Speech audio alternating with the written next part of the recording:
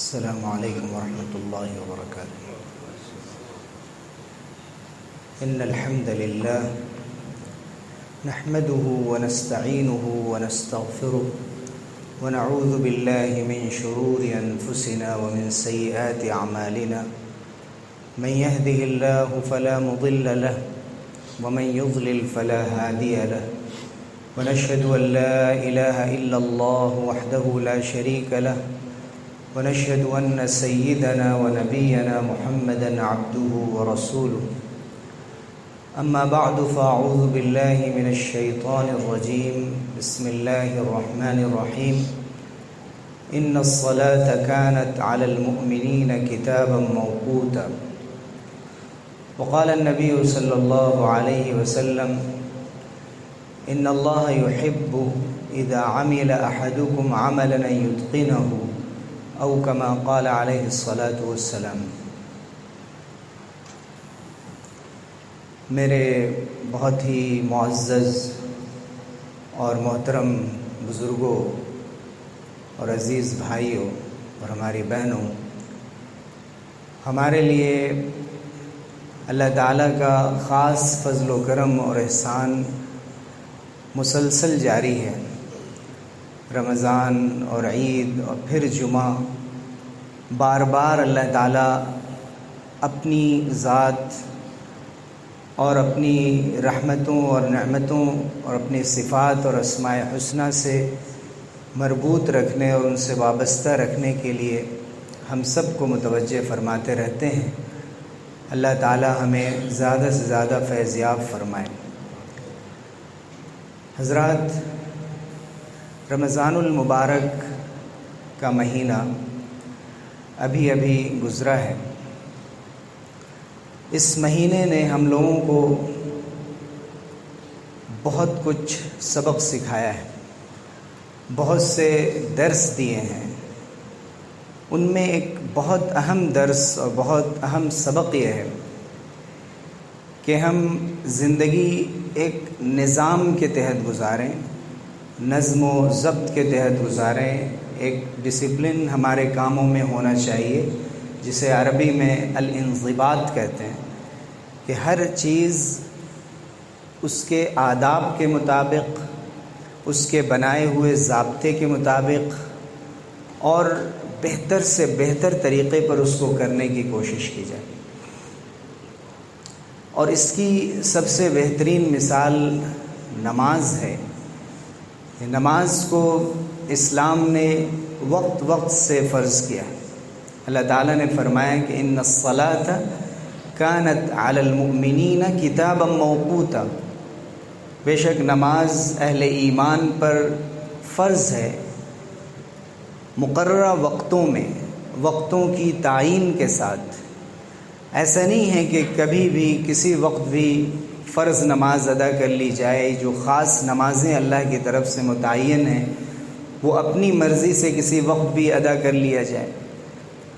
پھر اسلام نے یہ بھی آزادی نہیں دی کہ آپ 24 گھنٹے میں ہمیشہ نمازیں پڑھ سکتے ہیں، بلکہ بعض اوقات میں نمازوں پر پابندی لگا دی کہ آپ سورج نکلنے کے وقت اور اس کے بعد 15-20 منٹ نماز نہیں پڑھ سکتے. جب ظہر کا وقت ہونے والا ہو اس سے پہلے کچھ دیر نماز سے رکنا چاہیے. سورج غروب ہونے والا ہے اس وقت ہمیں نماز نہیں پڑھنی ہے. نماز جیسی چیز میں بھی طے کر دیا گیا کہ فلاں اوقات میں ہمیں نماز نہیں پڑھنی. اسی طرح رسول اللہ صلی اللہ علیہ وسلم فجر کا وقت ہو جانے کے بعد، جب صبح صادق طلوع ہو جاتی تھی، صبح کا وقت ہو جاتا تھا اور فجر کی نماز ادا کرنے کا وقت شروع ہو جاتا تھا، اس وقت حضور صلی اللہ علیہ وسلم فجر کی سنت پڑھتے تھے اور فجر کی فرض 2 رکعت پڑھتے تھے. اس کے علاوہ سورج نکلنے تک کوئی نفل آپ نہیں پڑھتے. تہجد کا وقت جیسے ہی ختم ہوا، فجر کا وقت شروع ہوا. فجر کے وقت سے اب ہمیں سورج نکلنے تک حضور اکرم صلی اللہ علیہ وسلم کی سنت یہ کہ 2 فجر کی سنت پڑھی جائے اور 2 فجر کی فرض پڑھی جائے. اسی طرح نماز میں رکعتیں متعین کر دی گئی ہیں. ہر نماز کے لیے اتنی رکعتیں پڑھی جائیں. 1 رکعت کی کوئی نماز نہیں ہوتی، 5 رکعت کی کوئی نماز نہیں ہوتی. 2 ہے یا 3 ہے یا 4 ہے، یہ سارا نظم و ضبط اور ساری سنتیں اور آداب نماز کے تعلق سے اسی لیے بتایا گیا کہ اس راستے سے ہم تمام عبادات میں ایک خاص طریقے کے پابند رہیں۔ اسی طرح مسجد میں ہم آتے ہیں، جماعت سے نماز پڑھتے ہیں۔ حضور اکرم صلی اللہ علیہ وسلم نے فرمایا کہ انما جعل الامام لیؤتم بہ، امام اس لیے مقرر کیا جاتا ہے تاکہ اس کی اقتداء کی جائے، تاکہ اس کے پیچھے چلا جائے۔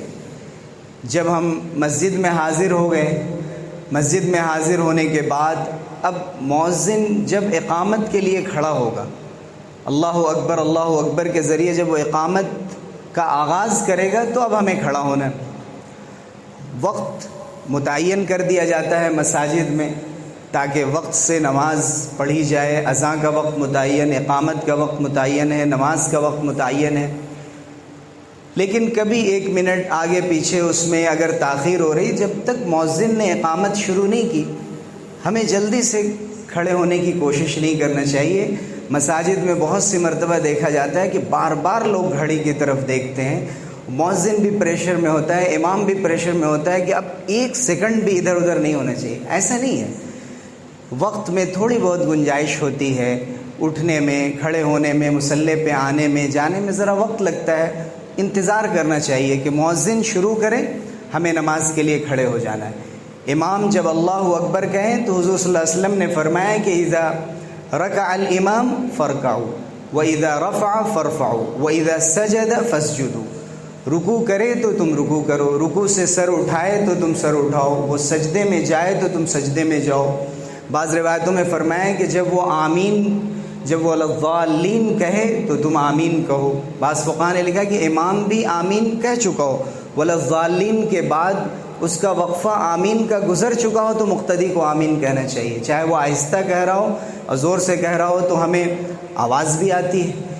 اسی طرح سے جب امام سمیع اللہ لمن حمیدہ کہہ لے تو ہمیں ربنا لک الحمد کہنا چاہیے۔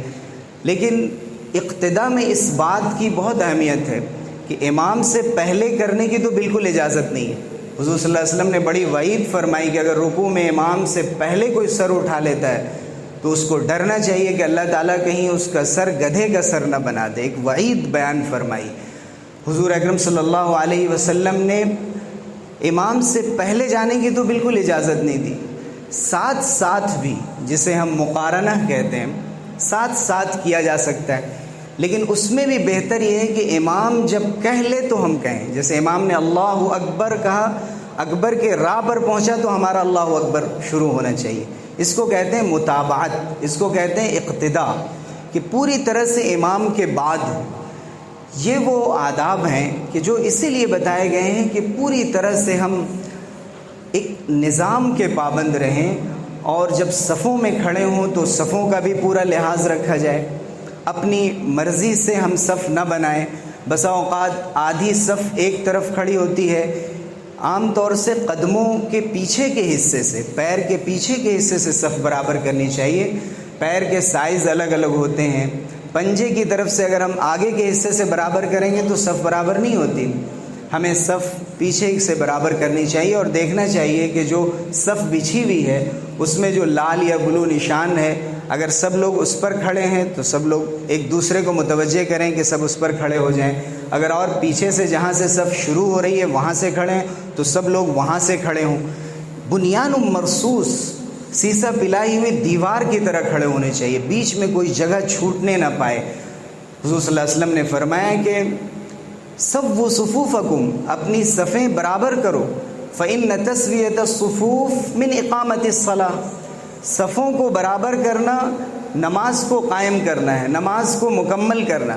اس میں ذرا بھی کسی قسم کی آر نہیں محسوس کرنا چاہیے۔ اگر پیچھے سے کسی نے توجہ دلائی کہ جگہ ذرا خالی رہ گئی ہے آپ برابر کر لیں، تو اسے ناراضگی سے نہیں دیکھنا چاہیے، اس کا حوصلہ نہیں توڑنا چاہیے کہ دوبارہ وہ کبھی کسی کو صف درست کرنے کے لیے کہہ نہ سکے، بلکہ اس کی حوصلہ افزائی کرنا چاہیے، اس کا شکریہ ادا کرنا چاہیے کہ اس نے بتایا کہ یہاں جگہ خالی رہ گئی، ہم جگہوں کو، فاصلوں کو پر کر لیں اور بیچ میں جگہ خالی نہ چھوڑیں۔ اس لیے کہ یہ وہ چیزیں جو سنتوں کو قائم کرنے سے اللہ تعالیٰ زندگی میں ہماری عبادتوں میں برکت نازل فرماتے ہیں، قبولیت کی زیادہ امید بڑھ جاتی ہے۔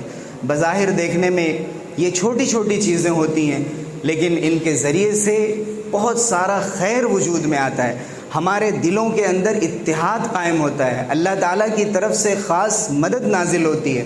ہمیں نماز کے ساتھ ساتھ ہم نے دیکھا کہ ہم نے روزے رکھے، روزے کے بھی اوقات متعین کیے گئے، رات کی نمازوں کے بھی اوقات متعین کیے گئے، زکوٰۃ کا بھی نظام ہے کہ ہمیں اتنی زکوٰۃ، اتنے مال میں اتنی زکوٰۃ دینی ہے، کن لوگوں کو زکوٰۃ دینی ہے۔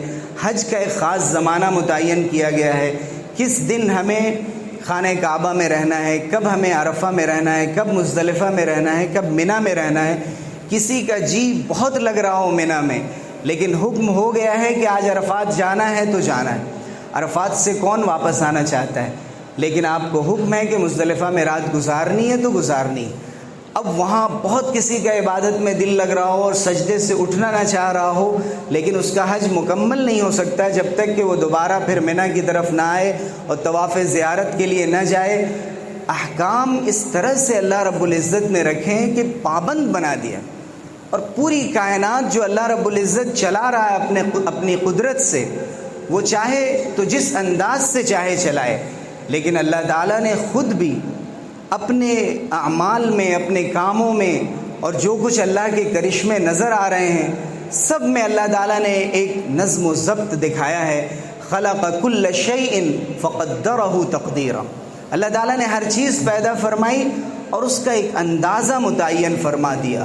والشمس تجری لمستقر لها ذلك تقدیر العزیز العلیم، سورج اپنے ٹھکانے کی طرف جا رہا ہے، یہ اس ذات کا قائم کیا ہوا، مقرر کیا ہوا نظام ہے جو بہت طاقتور، بہت باخبر ہے۔ پھر فرمایا والقمر قدرناہ منازل حتی عاد کالعرجون القدیم، چاند کے لیے ہم نے کچھ منزلیں متعین کر دی ہیں، وہ باریک ہو کر نکلتا ہے، پھر بدر بن جاتا ہے، ماہ کامل بن جاتا ہے، پھر باریک ہونا شروع ہوتا ہے، اور وہ ٹہنی کی طرح، پرانی ٹہنی کی طرح باریک ہو جاتا ہے۔ پھر فرمایا للشمس ينبغي لها ان تدرك القمر ولا الليل سابق النهار، سورج چاند کو نہیں پا سکتا، رات دن سے پہلے نہیں آ سکتی۔ سب چیزوں کے لیے اللہ تعالیٰ نے ایک نظام بنا دیا ہے اور اس کو پابند کر دیا ہے، کشش ثقل پیدا کر دی ہے، گریوٹی کا نظام رکھ دیا ہے۔ چیزیں ایک دوسرے میں ایک کو تھامے ہوئی ہیں، وہ چاہیں کہ ایک دوسرے میں ضم ہو جائیں تو اللہ تعالیٰ نے ان کو اس سے روک دیا ہے۔ اللہ تعالیٰ نے جن جانوروں کو بنایا ہے، جن کو جو چوپائے گھاس پھوس کھاتے ہیں، جو انسانوں کی سواری کے لیے بنائے گئے ہیں، آپ ان کے سائز کو دیکھیے، ان کے چار پیر کو دیکھیے، ان کی پیٹھ کو دیکھیے، ان پر سواری کی جا سکتی ہے، وہ آسانی سے کھڑے ہو کر چارے کھا سکتے ہیں۔ یہ اللہ تعالیٰ نے اپنی بناوٹ کے ذریعے سے، اپنے چیزوں کے جو سائز بنائے ہیں، چیزوں کو جو اندازہ دیا ہے، یہ ساری چیزیں ہمیں سبق سکھاتی ہیں۔ خود ہم اپنے آپ کو دیکھیں کہ اللہ تعالیٰ نے جو ہمیں قد و قامت عطا کیا ہے، جو ہمیں ہائٹ دی ہے، اگر اونٹوں کی طرح، ہاتھیوں کی طرح بنا دیا جاتا تو کتنے بڑے بڑے دروازے اور کتنے بڑے بڑے گھر بنانے پڑتے۔ انسان کو اگر چونٹیوں کی طرح بنا دیا جاتا، انسان کو بلیوں کی طرح اور چھوٹے پرندوں کی طرح بنا دیا جاتا، تو وہ کس طرح سے اللہ نے جو فریضے اس پر رکھے ہیں وہ کیسے ادا کر سکتا تھا، وہ اپنی حفاظت کیسے کر سکتا تھا۔ اللہ تعالیٰ نے ہر چیز کو صنع اللہ الذی اتقن کل شیء، یہ اللہ کی بنائی ہوئی چیز ہے، اللہ کا ارادہ اور اس کی قدرت ہے جس نے ہر چیز کو بڑی مضبوطی سے بنایا، اور اس کے ذریعے سے ہم انسانوں کو یہ تعلیم دی ہے کہ ہم پوری زندگی کو ایک نظام کے تحت گزاریں، ایک سسٹم کے تحت گزاریں، اور نام اس بات کا ہے کہ ہمارے جو بیہیویئر ہو، ہمارا جو سلوک ہو، وہ ہمارے کنٹرول میں ہو، ہماری زبان ہمارے قابو میں ہو، ہماری آنکھیں ہمارے قابو میں ہو، ہمارے عمل سے کسی کو کوئی تکلیف نہ پہنچے، ہماری عبادتوں سے کسی کو تکلیف نہ پہنچے۔ ہم نماز پڑھ رہے ہیں ایسی جگہ پر جہاں لوگ نماز سے فارغ ہو کر اپنی تلاوت میں، اپنے ذکر میں، عبادت میں مشغول ہیں، وہاں ہم بلند آواز سے بات نہ کریں، بلند آواز سے وہاں قرأت نہ کریں، وہاں پر ان دوسروں کا لحاظ رکھا جائے، ان آداب کا خیال رکھا جائے جو مسجد میں جن آداب کو ملحوظ رکھنا چاہیے۔ اسی طرح سے اس بات کی تعلیم دی گئی کہ جب ہم گھر کے اندر ہوں تو کس طرح سے ہم اپنے بیوی بال بچوں کے درمیان ہوں، ان کے ساتھ ہم کیسا سلوک کریں، یہاں تک کہ جو مال اللہ تعالیٰ نے ہمیں دیا ہے اس میں بھی پابند بنا دیا ہے۔ کلوا واشربوا ولا تسرفوا، کھانے پینے کی خرچ کرنے کی اجازت دی گئی لیکن اسراف کرنے سے منع کر دیا گیا۔ آیت کے ایک چھوٹے سے حصے میں پوری میڈیکل سائنس جمع ہو گئی کہ انسان کھانے پینے میں اگر حد سے آگے بڑھے گا اس کی صحت بھی برباد ہوگی، اس کا مال بھی ضائع ہوگا۔ اللہ رب العزت نے زندگی کے ہر کام میں، ہم معاملات کرتے ہیں، خرید و فروخت کرتے ہیں، ایک دوسرے کو بیچتے ہیں، کوئی ہم سے خریدتا ہے، حضور صلی اللہ علیہ وسلم نے فرما دیا کہ نہى النبی صلی اللہ علیہ وسلم عن بیع الغرر، حضور نے اس سے منع فرما دیا کہ کوئی کسی کو کوئی چیز بیچ رہا ہو اور اس میں دھوکہ ہو، اس چیز کے اندر کوئی عیب ہے اس کو چھپا لیا گیا ہو، یا وہ چیز صحیح طور پہ معاملہ واضح نہ ہو جس کی وجہ سے آگے آپس میں دونوں میں نزاع ہو سکتی ہو، جھگڑے ہو سکتے ہوں۔ حضور صلی اللہ علیہ وسلم نے اس سے منع فرما دیا۔ حضور نے منع فرمایا کہ کوئی احتکار نہ کرے، کسی چیز کو روک کر نہ رکھے کہ جب مہنگائی ہوگی، قیمت بڑھے گی تو لوگوں کی مجبوریوں سے ہم ناجائز فائدہ اٹھا کر انہیں مال بیچیں گے۔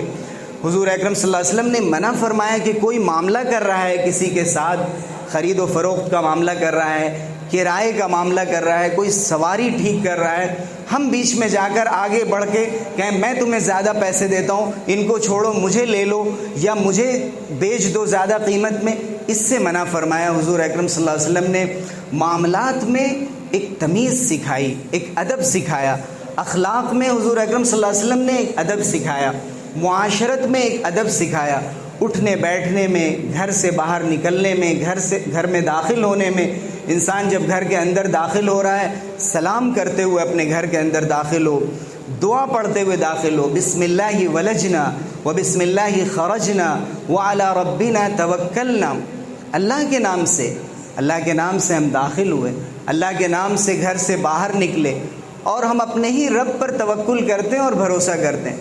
جب وہ گھر سے باہر نکل رہا ہے، ہزار طرح کی دشواریاں ہوتی ہیں، راستے میں ٹھوکر لگتی ہے، بالکل ایک ناموزوں نامعقول کسی انسان سے سامنا ہو جاتا ہے، نہ چاہتے ہوئے بھی بحث مباحثے کی نوبت آ جاتی ہے، حضور نے دعا سکھائی، لا حول ولا قوت الا باللہ، کوئی طاقت قوت نہیں اللہ کے سوا، اللہم انی اعوذ بک، اے اللہ میں آپ سے پناہ چاہتا ہوں، ان ازل او ازل، کہ میرے قدم ڈگمگا جائیں، میں لڑکھڑا جاؤں یا مجھے لڑکھڑا دیا جائے، ان اضل او اضل، میں گمراہ ہو جاؤں یا مجھے گمراہ کر دیا جائے، ان اظلم او اظلم، میں کسی پر ظلم کروں یا میرے اوپر ظلم کیا جائے، ان اجہل او یجہل علی، میں کسی کے ساتھ جہالت کروں یا کوئی میرے ساتھ جہالت کرے۔ حضور اکرم صلی اللہ علیہ وسلم نے کیسی جامع دعا بتائی۔ انسان سفر کے لیے جا رہا ہو، سفر کے لیے اپنے گھر والوں کے لیے دعا کرتے ہوئے، راستے کے جو پرخطر معاملات ہیں ان سے بچنے کے لیے، ان کی آسانی کے لیے دعا کرتے ہوئے، پورے آداب کے ساتھ سفر کے ضروری سامان رکھ کر اپنی پوری تیاری کے ساتھ سفر میں نکلے۔ جب وہ راستے میں چل رہا ہو، اس کے چلنے سے، اس کے سواری کرنے سے، اس کی گاڑی سے کسی کو کوئی تکلیف نہ ہو، حضور اکرم صلی اللہ علیہ وسلم نے ایک ایک بات کے لیے ادب سکھایا۔ آپ نے فرمایا کہ حضور صلی اللہ علیہ وسلم اللہ تعالیٰ پسند فرماتے ہیں کہ تم میں سے کوئی کام بھی کوئی شخص اگر کرے تو اسے بہت ہی سلیقے سے کرے۔ اللہ تعالیٰ پسند فرماتے ہیں کہ اس کو سلیقے سے کیا جائے۔ سلیقہ مندی سب سے بنیادی چیز ہے۔ ہم بہت سے نیک عمل کرتے ہیں، بہت سی چیزیں ہم سیکھ لیتے ہیں، لیکن سلیقہ جو زندگی کا ہے، جو ادب ہے، جو ڈسپلن ہے، اس میں ہمارے اندر کمی رہ جاتی ہے۔ ہم جب گفتگو کرتے ہیں تو کسی پر طنز کرتے ہیں، کسی کے عیب کی طرف مجلس میں اشارہ کر دیتے ہیں، کسی کو عار دلا دیتے ہیں، کسی کو اس کے وطن کا نام لے کر عار دلا دیتے ہیں، اس کے رنگ و نسل، اس کے قبیلے کا ذکر کر کے عار دلا دیتے ہیں۔ یہ چیزیں ہمارے اعمال کو، ہمارے کاموں کو ضائع کرنے والی ہوتی ہیں۔ اس لیے ضرورت یہ ہوتی ہے کہ پوری زندگی کو ایک نظام کے تحت، ایک آداب کے تحت زندگی گزاری جائے اور اپنے بچوں کو بھی اس بات کا پابند بنایا جائے۔ آداب اور سلیقے پہ عمل کرنا بہت اچھی بات ہے، اور اس عمل کی تربیت کرنا اور کر کے بچوں کو دکھانا اس سے زیادہ ضروری کام ہے۔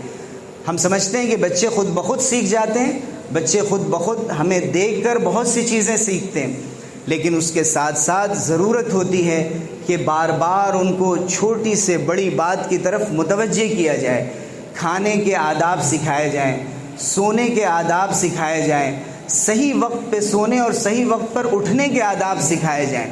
آج یہ امت جس بستی کا شکار ہے، جس زبوں حالی کا شکار ہے، جس بکھراؤ کا شکار ہے، اس امت کے نوجوان بچے اور بچیاں جس بے راہ روی کا شکار ہوتی چلی جا رہی ہیں، اور اجتماعی طور پر جس طرح سے ہم بزدلی، پست ہمتی اور مستقبل کے بارے میں مایوسی کا شکار ہیں، ان میں ایک بہت بڑی وجہ یہ ہے کہ ہماری زندگی میں نظم و ضبط نہیں رہا۔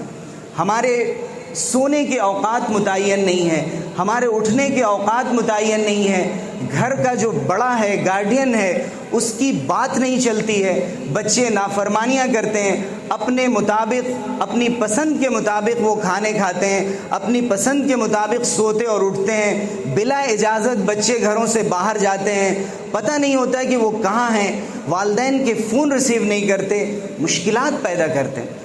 ہماری مسلم تہذیب کا یہ حال نہیں تھا، مشرقی تہذیب کا یہ حال نہیں تھا۔ یہاں بڑوں کا ادب کیا جاتا تھا، کبھی نافرمانی ہو جاتی ہے، خلاف ادب، غلطی ہو جاتی ہے، گستاخی ہو جاتی ہے تو بڑوں سے 1000 بار معافی چاہی جاتی تھی، چاہے وہ ہمارے والدین ہوں، رشتہ داروں میں کوئی بڑا ہو یا کوئی عام سا شخص ہو۔ یہاں کا ماحول یہ تھا کہ غیر مسلم بھی اگر بڑا ہوتا تھا، وہ کسی مسلمان اپنے پڑوسی کے بچے کو اگر کسی بات پر، غلط بات پر ٹوک دیتا تھا تو اسے قبول کرتا تھا۔ آج کسی کی ہمت ہے کہ کوئی پڑوسی کسی کے بیٹے سے کہہ دے کہ آپ کو یہ نہیں کرنا چاہیے بیٹے، یہ غلط بات، لوگ پسند نہیں کرتے ہیں۔ اقدار بدلتے جاتے ہیں، ہمارے ویلیوز بدلتے جاتے ہیں۔ ضرورت ہے کہ ہم اپنے مورل ویلیوز کو پھر سے زندہ کریں، ہم اپنے بچوں کو اخلاق سکھائیں۔ قومیں اسی وقت زندہ رہتی ہیں جب وہ اخلاق پر قائم ہوتی ہیں۔ ہم مسجدوں میں جاتے ہیں، عبادتیں کرتے ہیں، اللہ رب العزت کا 1000 فضل و احسان ہے۔ بازاروں میں جاتے ہیں، اپنے گھر والوں کے لیے خریداری کرتے ہیں، ہم اپنے کاروبار کے لیے جاتے ہیں، ملازمت کے لیے جاتے ہیں، کسب معاش کے لیے جاتے ہیں، حلال آمدنی کے لیے جاتے ہیں، یہ سب عبادت کے کام ہیں۔ لیکن وہاں جاتے ہوئے، آتے ہوئے، اپنی گاڑیاں لگاتے ہوئے ہمیشہ اس بات کا خیال رکھنا چاہیے کہ کہیں میری پارکنگ کے انداز سے چند لوگوں کو تکلیف تو نہیں ہوگی۔ یہ بھی ایک غیر اسلامی رویہ ہے۔ اگر کسی مسجد میں آپ دیکھ رہے ہیں جگہ نہیں بچی ہے اور میں اگر گاڑی لگا دوں گا تو آپ مسجد سے پہلے نکل کر جائیں۔ آپ کی گاڑی لگانے کی وجہ سے آپ دیر تک سنت و نوافل میں مصروف ہیں اور بہت سے لوگ کھڑے ہیں، تو اس بات کا اندیشہ ہے کہ کہیں ہمیں اس کا الٹا گناہ نہ ہو۔ صحیح جگہ پر ہم پارکنگ کریں تو ہم دیر تک جو سنت مؤکدہ ہیں، غیر مؤکدہ ہیں، ہمارے اور نوافل ہیں، دیر تک نمازیں پڑھ کر آرام سے ہم مسجد سے نکلیں۔ اور یہ بھی خلاف ادب ہے کہ ہم جمعے کی نماز میں مسجد میں آتے ہیں اور فوراً سلام کے بعد نکل جاتے ہیں۔ ہم خود دعا کریں یا اجتماعی دعا میں شامل ہوں، ہم سنتوں کا اہتمام کریں، اللہ سے مانگ کر جائیں۔ اسی طرح سے اس بات کا لحاظ ہونا چاہیے کہ جس وقت خطبہ چل رہا ہو یا اردو بیان چل رہا ہے، بعد میں جو لوگ حاضر ہوتے ہیں جہاں جگہ ملے وہاں بیٹھ جائیں۔ پھر جب صف بندی ہو نماز کے لیے، دھیرے دھیرے ساری صفیں لگ جائیں گی۔ جو لوگ بیٹھے ہوتے ہیں آگے کی صفوں میں، ان کی بھی ذمہ داری ہوتی ہے کہ اگر پیچھے سے کوئی آ رہا ہے تو ذرا اس کے لیے جگہ نکال لیں۔ لیکن کسی کے شانے کو کراس کر کے، کسی کے کاندھے کے اوپر سے پیر رکھ کر جانا، یہ انتہائی درجے کی نازیبا بات ہے، ایک غیر اخلاقی عمل ہے۔ حضور اکرم صلی اللہ علیہ وسلم نے اس سے منع فرمایا۔ حضور اکرم صلی اللہ علیہ وسلم نے ایک ایک چیز کا ادب سکھایا۔ ہمیں اس بات کی کوشش کرنی چاہیے کہ جمعے کی جتنے بھی آداب ہیں، انشاءاللہ ایک مستقل بیان کی ضرورت ہے، کئی بیانات کی ضرورت ہے کہ صرف جمعے کے آداب، مسجد میں آنے سے لے کر گھر واپس جانے تک اتنے آداب اور اتنے اخلاق حضور اکرم صلی اللہ علیہ وسلم نے سکھائے ہیں کہ ان سب کا احاطہ کیا جائے۔ آج جمعے کا دن ہے، ہم نے صبح سے گھر کے اندر ماحول بنانا چاہیے، بار بار یاد دلانا چاہیے کہ آج سورہ کہف پڑھنے کا دن ہے، آج درود شریف کا پڑھنے کا دن ہے، آج اس بات کا دن ہے کہ ہم اس گھڑی کو ڈھونڈیں جس وقت اللہ تعالیٰ دعائیں قبول فرماتے ہیں۔ وہ عصر کے بعد سے مغرب تک یا کم سے کم غروب سے پہلے سورج ڈوبنے سے کچھ دیر پہلے سے ہم بالکل عبادت کے لیے اپنے آپ کو فارغ کر لیں اور ہاتھ اٹھا کر اللہ کے سامنے اپنے لیے، اپنے گھر والوں کے لیے اور پوری امت اور انسانیت کے لیے دعائیں مانگنے کا اہتمام کریں۔ ہمیں اسی طرح سے زندگی کے تمام معاملات میں، خواہ اس کا تعلق عبادات سے ہو، خواہ اس کا تعلق ہمارے آپس کے لین دین اور معاملات سے ہو، لین دین اور معاملات کے سلسلے میں قرآن مجید میں سب سے بڑی آیت آئی ہے، سورہ بقرہ کے آخر میں سب سے بڑی آیت تقریباً ایک صفحے کے اندر ہے۔ آپس میں معاملہ کیا جائے تو کن باتوں کو ملحوظ رکھنا چاہیے؟ اللہ رب العزت ہمیں زندگی کے تمام آداب کا خیال رکھتے ہوئے زندگی گزارنے کی توفیق دے، اور رمضان کی جو رحمتیں اور برکتیں اور رمضان کے جو اعمال ہم نے اپنے دامن میں سمیٹے ہیں ان کا خیال کرتے ہوئے پورے مکمل سال بھر رمضان کی تمنا اور اس کے لیے دعائیں کرنے کے ساتھ ساتھ رمضان والے طریقے پر اور اس طریقے پر عبادت کرنے کی توفیق دے جیسے اللہ تعالیٰ نے ہمیں رمضان میں توفیق عطا فرمائی تھی۔ آمین وآخر دعوانا الحمد للہ رب العالمین۔